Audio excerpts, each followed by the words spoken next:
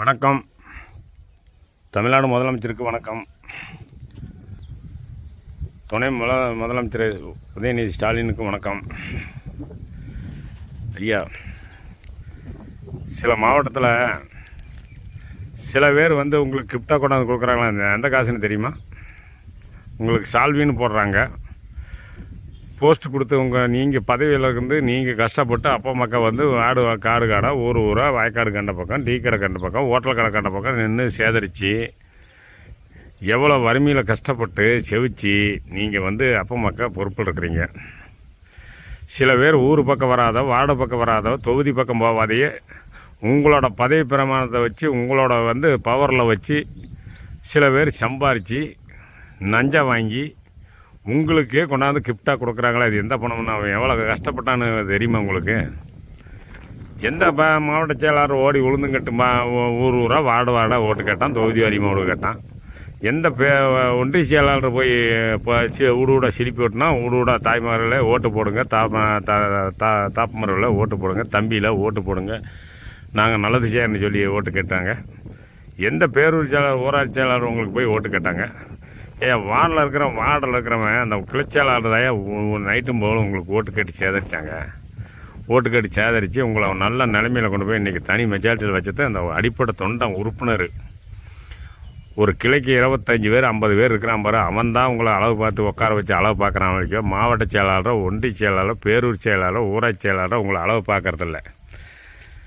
நீங்கள் அவங்கள ஒரு பெருமையாக வச்சுக்கிட்டு இருக்கிறீங்க. நாங்கள் இத்தனை பெட்டிஷனை அந்த மாவட்ட செயலாளர், பேரூர் செயலாளர், ஒன்றிய செயலாளர் மேலே போடுறோம். நீங்கள் அந்த பெட்டிஷனை பார்வாடு பண்ணி அவங்கள 10 வருஷமாக கட்சியில் உட்கார வச்சுட்டு இருக்கிறீங்களே. பாடுபடாத ஒரு தெண்டத்துக்கு பிறந்தவனை போய் எருமையில் வச்சுருக்கிறீங்களே. உங்களுக்காக உயர கொடுத்து பாடுபடுறவனுக்கு நீங்கள் இது வரைக்கும் அந்த போட்ட ஒரு பெட்டிஷனுக்கு ஏதாவது ஒரு அப்ளை பண்ணியிருக்கிறீங்களா? இல்லை. ஏன்னு கேட்டால் அவன் கட்சிக்காக மாவட்ட செயலாளர் பேர் போட்டான். நம்ம வந்தால் பந்தல் அமைக்கிறான், மேடை அமைக்கிறான். நமக்கு போனால் ஒரு நல்ல ஒரு கெஸ்ட் ஹவுஸ் எடுத்து அரசாங்க கெஸ்ட் ஹவுஸில் சித்தப்பதமாக வச்சு ஒரு வேலை சோத்தை போட்டு அனுப்புகிறான்னு நீங்கள் நினைக்கிறீங்க. ஏன்னா அவனுக்கு பண்ணுற அல்பத்தனம் உங்களை வச்சு காப்பி அடித்து, அதாவது எத்தனை உள்ளாட்சித்துறையில் லஞ்சம், பேரூராட்சியில் லஞ்சம், அதாவது சீப்பரவில் லஞ்சம், அரசாங்க வேலையில் போடுறவனுக்கு லஞ்சம், கேன்சர் வாங்கி கொடுக்குறவன் லஞ்சம், பிராந்தி கடையில் மாதம் 20,000 ரூபா லஞ்சம் ஒவ்வொரு கடைக்கும் வாங்குறாங்க. மாவட்ட செயலாளர், ஒன்றிய செயலாளர், பேரூர் செயலாளர் ஒரு கடைக்கு 30,000 வாங்குறாங்க. வாங்கினா அது ஒரு லஞ்சம். ஒரு கடைக்கு இன்றைக்கி ஒரு தொகுதிக்கு எத்தனை கடை இருக்குது, எத்தனை லட்ச ரூபா சேருது.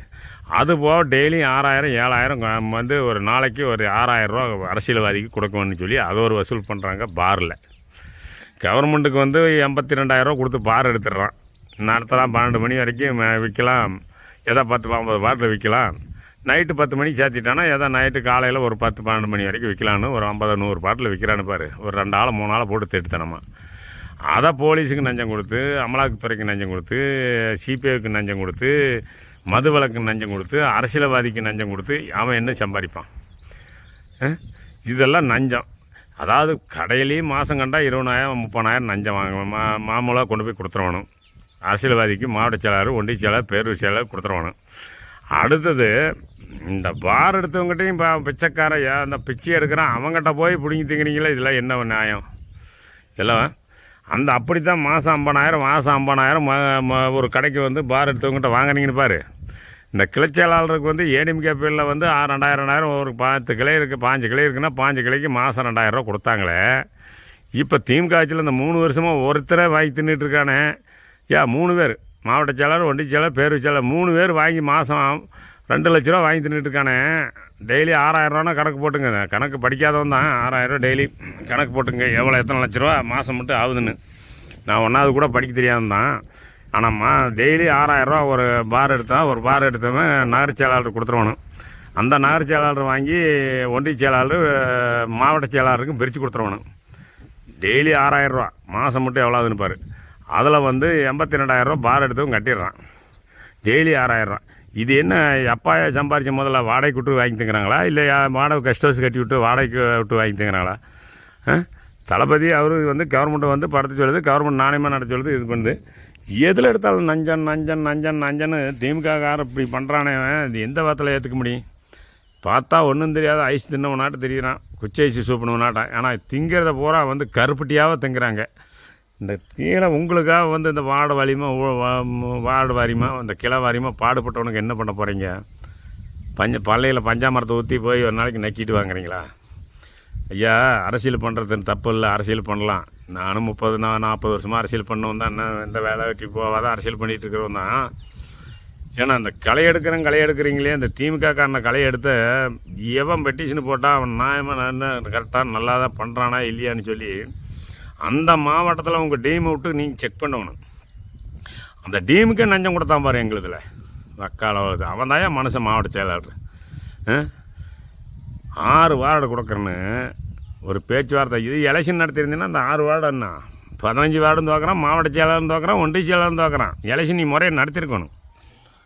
உண்மையாக பாடுபடுற தொண்டை என்ன பண்ணணும்? தலைமையில் வந்து எவன் நடக்கிறான் பணம் பலம் வச்சுட்டு போகிற பணம்பலத்தை பற்றி எவனும் ஓட்டு போட போகிறதில்ல. கோடிக்கணக்கில் வச்சுருந்தாலும் ஓட்டு போகிறதில்ல. நீ நியாயமான ஆள் என்ன பண்ணியிருக்கணும்? தளபதி வந்து 5 வருஷம் இருந்தால் 5 வருஷம் ஒருத்தர் மாவட்ட செயலாளர் இருந்தால் ஒன்றிய செயலாளர் போயிடுச்சு. அடுத்து நீ மாற்றிருக்கணும். அது மந்திரியாக இருந்தாலும் சரி, எம்எல்ஏவாக இருந்தாலும் மாற்றிருக்கணும் நீ. அதுதான் நியாயம். இருந்தவனே சாவலை வரைக்கும் அவனே 10 வருஷம் 15 வருஷம் இருந்தால் அந்த கீழ்மட்டில் வந்து போஸ்ட் ஒட்டிக்கிட்டு சிலிப்பு கொடுத்துக்கிட்டு வீட்டுக்கு உங்களுக்காக ஓட்டு கேட்குறவனுக்கு என்ன செய்ய போகிறீங்க? ஒன்றும் செய்ய போகிறதில்ல. அதாவது வந்து என்ன காரணம்னா, நீங்கள் பண்ணுற அரசியல் வந்து தெளிவான அரசியல் இல்லை. எத்தனை மக்கள் வந்து தொண்டை ஒரு மாவட்ட செயலாளர் மேலே ஒன்றிய செயலாளர் ஒரு பேர் அப்படி நோட்டீஸ் போட்டிருப்பான், தபால் போட்டிருப்பான். தலைமையிலேருந்து தலைமை தனிப்பிரிவுன்னு போடுறீங்க. தலைமையில் வந்து எந்த நிதியாக இருந்தாலும் நான் உடனடியாக நடவடிக்கை எடுக்கிறீங்க. நானே 1000 பெட்டிஷன் போட்டிருக்கிறேன் ஒரு பிரச்சனைக்கு.